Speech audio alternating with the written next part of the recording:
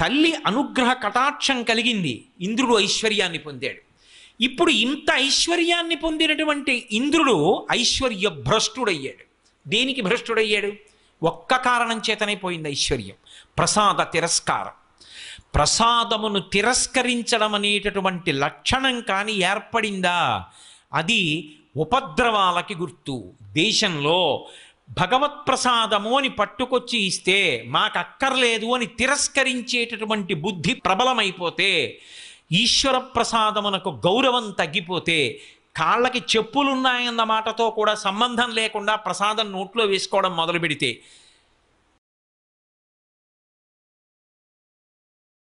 నేను ఇంకా కొంచెం ముందుకు వెళ్ళవలసి వస్తే అటువంటి ప్రదేశాల్లో ప్రసాదం పంచి పెట్టడం కూడా తప్పు.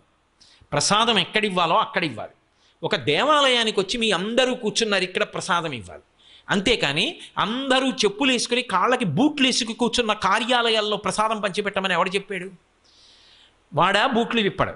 అలాగని వాడికి భక్తి ఉన్నా ప్రసాదం తిరస్కరించలేడు, వాడు అలాగే వేసుకుంటాడు. ఇప్పుడు అది ప్రసాదం పట్ల దోషమైందా లేదా? మీరు అందుకే ప్రసాదం అన్న మాట గురించి ఆలోచించండి. అన్నవరం సత్యనారాయణ స్వామి వారి వ్రతకథలో వైశ్యుని యొక్క భార్య ప్రసాదం పుచ్చుకోకుండా నదీ తీరానికి వెళ్ళింది, భర్త వచ్చాడని. వెంటనే పడవ మునిగిపోయింది. ఓ అశరీరవాణి పలికింది, ప్రసాదం పుచ్చుకోలేదని. ఆవిడ వెళ్ళి ప్రసాదం తింది, పడవ పైకి తేలింది. ఏమిటా కథ? వింటున్నాం కదా అన్నటువంటి కథలు చెప్పేయడమే అనుకోవచ్చు. కాదు, అందులో ఒక గాంభీర్యమైన విశేషం ఉంది.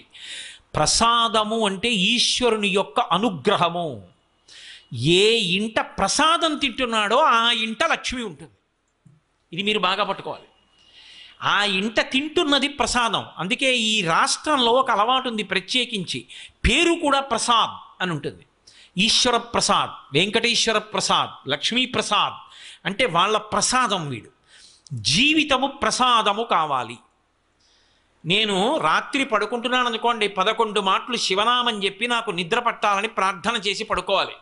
నేను నిద్ర లేస్తున్నాను అనుకోండి, 3 మాటలు శ్రీహరి శ్రీహరి శ్రీహరి అని చెప్తూ లేవాలి. ఎందుకనంటే జాగృతి యందు ఇంద్రియములకు అధిపతి అదోక్షజుడు శ్రీ మహావిష్ణువు, ఆయన నామం చెప్పి లేవాలి. పరమశివుడు నిద్రాకాలిక సుఖాన్నిచ్చి మళ్ళీ అన్ని అవయవాలకి శక్తినిస్తాడు, ఆయన నామం చెప్పి పడుకోవాలి. నిద్ర ప్రసాదం, లేచి పని చేస్తే ప్రసాదం. అన్నం తినేటప్పుడు నేను తింటున్నానని తినరు. ఇది ఈశ్వరుడు నాకు అనుగ్రహించాడు. ఈ పదార్థం దొరికేట్టు చేసినవాడు వాడు, వాడి శాసనానికి అగ్ని వండింది. ఈ నీళ్లు వాడి శాసనం వల్ల దొరికే. నేను తింటే రుచి వాడి అనుగ్రహం.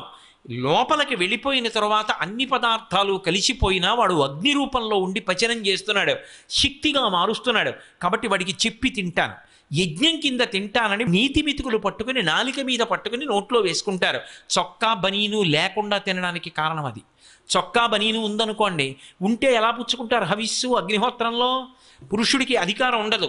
అందుకని తీసి ఉత్తరీయం 1 వేసుకుని 5 మాటలు స్వాహాకారంతో నాలిక మీద పెట్టుకుని పంటితో నవలకుండా లోపలికి మింగుతాడు. ఇప్పుడు ఆయన జన్మ తరించింది. ఆయన ఎక్కడున్నాడో అటువంటి వాడు, వాడి వలన ఆ ఇల్లు వంశం వృద్ధిలోకి వస్తాయి. బనీ నిన్ను కాపాడుతుందా, చొక్కా కాపాడుతుందా? ఇది కాపాడుతుంది. దీని విలువ తెలుసుకున్ననాడు దాని ముందు నీ బనీని ఎంత, నీ చొక్కా ఎంత. ఆచారకాండ అందుకొచ్చింది, ఉత్తినే రాలేదు. కాబట్టి ఇప్పుడు అలా తిన్నాడు, ఏదో పని మొదలెడతాడు, ఈశ్వరుడికి చెప్తాడు, పని పూర్తయింది, ఈశ్వర మీ అనుగ్రహం, పని పూర్తయింది అంటాడు. ఇప్పుడు అసలు ఆయన జీవితంలో ప్రసాదం కానిది ఏదుంది? ఆఖరికి మృత్యు వచ్చి కబళించేస్తోంది. ఈశ్వర మీ అనుగ్రహంతో ఇన్నేళ్లు శరీరంలో ఉన్న కొడుకుల్ని చూశా, కోడళ్ళను చూశా, కూతుళ్ళు, అల్లుళ్ళు, మనవలు, ముని మనవలు చూశా. మీ అనుగ్రహంతో ఏదో బ్రతికున్నన్నాళ్ళు మీ గురించి చెప్పుకున్నా. ఇది వదిలిపెట్టేస్తున్నాను, ఈ తోలుతిత్తి మీ పాదపంజరంలోకి వచ్చేస్తున్నాను, ఎక్కువ ఆయాసం లేకుండా విడిపించేయండి అని నమస్కరించి దీన్ని కూడా ప్రసాదంగా వదిలిపెట్టేస్తాడు. ఇప్పుడు అసలు జీవితమే ప్రసాదం. ఇప్పుడు ఆ ప్రసాద బుద్ధితో అనుభవించినంత కాలం ఈశ్వరుడి అనుగ్రహం ఉంటుంది. ప్రసాద బుద్ధి పోయింది, ఇదంతా నాదే, తొలగిపోతుంది. ఆవిడ నీదేగా, ఏది సంపాదించి చూస్తాను, ఏది నిలబెట్టుకో, ఏది ఈ గుణములను సంతరించుకో, కీర్తి సంపాదించుకో చూస్తాను అంటుంది ఆవిడ. చిన్న వైక్లభ్యం ఒకటి వచ్చింది అనుకోండి, అక్కడతో అయిపోయిందంతే. కంఠంలో జీర వచ్చిందనుకోండి, గట్టిగా మాట్లాడితే కంఠంలో పోటు వస్తోంది. ఏం మాట్లాడతాడు? అయిపోయిందా అక్కడతో కీర్తి? బతికున్నంత కాలం ప్రతిరోజు వాక్సుమములను సమర్పించాడు. దేనివల్ల? ఇది ఆవిడ ప్రసాదం అని చెప్పుకున్నాడు. ఆవిడ అనుగ్రహం నా చేత చేయించిందని చేశాడు. ఆఖరి ఊపిరి వరకు ఆవిడ చేయిస్తూనే ఉంటాడు. పాత్రత దేని చేత? ప్రసాద బుద్ధి చేత. ఇది బాగా తెలుసుకోవాలి. ఇది మొదటి లక్ష్మీ కటాక్షం అని చెప్తుంది శాస్త్రం. అసలు ఈ బుద్ధి నిలబడితే వాడికి లక్ష్మీ కటాక్షం ఉన్నది అని గుర్తు. అందుకే కళ్యాణి బతగాదీయం లౌకికీ ప్రతిభాతిమా ఏతి జీవంతిమానందో నరం వర్ష శతాదపి అంది సీతమ్మ. ఇవాళ పూజ చేసేయండి, రేపు పొద్దున మీ ఇంట్లోకి లక్ష్మి నడిచి వచ్చేస్తుందంటే అంతకన్నా అబద్ధం ఇంకోటి లేదు. అది కాదు లక్ష్మీ కటాక్షం అంటే. నీకు లక్ష్మీ కటాక్షానికి కారణాన్ని నువ్వు తెలుసుకోవాలి. ఆ కారణం తెలుసుకుని రమించి నువ్వు పూజ చేయాలి. ఆ బుద్ధితో నిలబడాలి. అది ప్రసాదం అవుతుంది. అందుకే చూడండి, ఇప్పుడు పాత్రత అంటే అసలు వీడికి ఇది ఇవ్వవచ్చు. ఆవిడ దేని చేత చూస్తుంది అంటే వీడి బుద్ధి ఎటువంటిది. ఆ ప్రసాద బుద్ధి ఉంది, ఆవిడ అనుగ్రహిస్తుంది. అందుకే మీరు కొంచెం జాగ్రత్తగా గమనిస్తే అసలు లక్ష్మి అనేటప్పటికీ మొత్తం అందరం కూడా ఖచ్చితంగా పూజ చేసే రోజు ఏది అంటే శ్రావణ మాసంలో వచ్చేటటువంటి పౌర్ణమి ముందు శుక్రవారం వరలక్ష్మీ వ్రతం. ఆ రోజు తిథితో సంబంధం లేదు, వారంతో సంబంధం. ఏ తిథి ఉంది? ద్వాదశి ఉందా, త్రయోదశి ఉందా, చతుర్దశి ఉందా, లేకపోతే ఏకాదశి ఉందా, పంచముందా, సప్తముందాతో సంబంధం లేదు. చివరికి వచ్చేస్తుంటుంది శుక్లపక్షం. పౌర్ణమి ముందు శుక్రవారం ఏమొస్తుందో ఆ శుక్రవారం నాడు వరలక్ష్మీ వ్రతం చేస్తారు.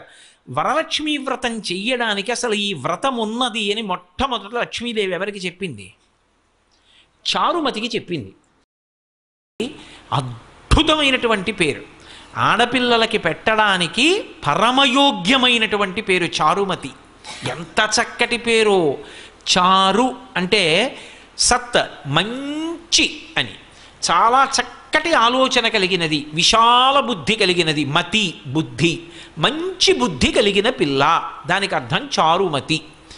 చారుమతి నిద్రపోతుంది. నిద్రపోతున్నటువంటి చారుమతి కలలోకి వచ్చింది లక్ష్మీదేవి. వచ్చి కల్పం చెప్పింది, ఇలా చెయ్యి పూజమ్మా, నా పూజ నిన్ను అనుగ్రహిస్తానమ్మా అంది. ఎందుకు చెప్పింది అంటే వ్యాసుల వారు పురాణంలో కొన్ని విషయాలు చెప్పారు. చారుమతినే ఆవిడ ఎందుకు ఎంచుకుంది అంటే ఆవిడ పతివ్రత